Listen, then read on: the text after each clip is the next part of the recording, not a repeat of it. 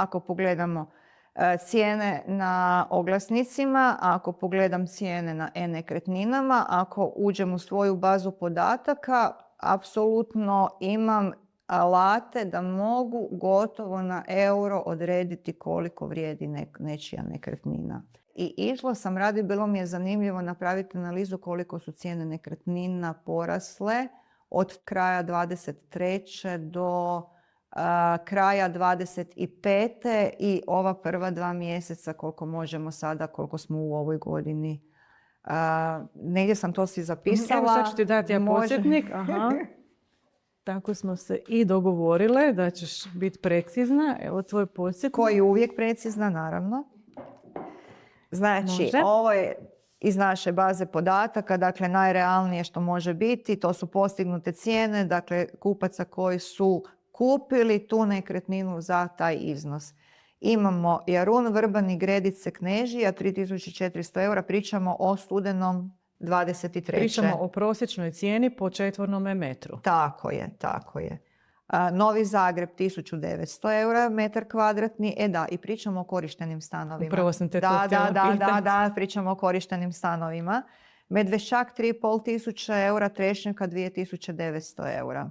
Centar grada, on nam nije baš lagan za analizirati. Zašto? Zato jer imamo nekretnine koje su stradale u potresu i koje su se prodavale iz te perspektive prilično povoljno, ali kad se gleda da se tu mora uložiti još barem toliko, onda je to tu negdje bila cijena.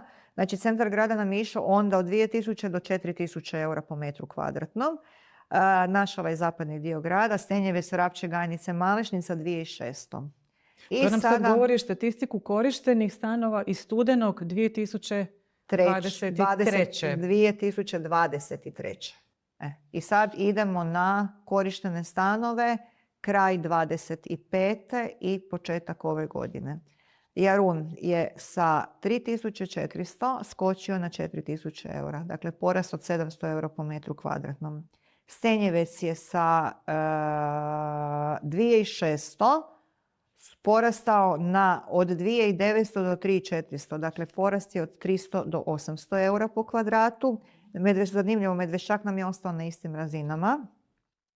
Malešnica Špansko od 3400 za veliki stan do 3900 eura po kvadratu za mali, standardno uređen. Dakle, porast od 800 do 1300 eura po kvadratu u 2 godine. Znači da su to stvarno postali sad traženi kvartovi u zadnje 2 godine. Da, na kraju ispada da je u principu taj zapadni dio grada je i najviše porasla cijena u odnosu na mislim sve ostalo je poraslo, ali to je nekako najviše.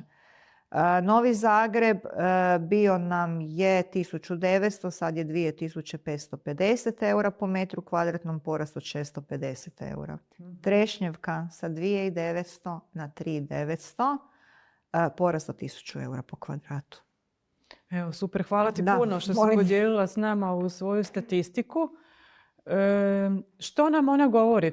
Kakav možemo zaključak izvesti iz ovoga? Ja bih rekla da je točno ono što sam te na početku pitala, da zbog tih visokih cijena je jedan veliki broj ljudi kojima treba nekretnina isključen jednostavno iz tog procesa kupoprodaje. I da se oni više onda okreću tim perifernim dijelovima grada. Slažem se. Mislim, ovo su izuzetno visoke cijene i ja bih rekla da su one zaista dosegle nekakav vrhunac, nekakav plafon, da one više neće rasti, da sad imamo nekakvu stabilnost.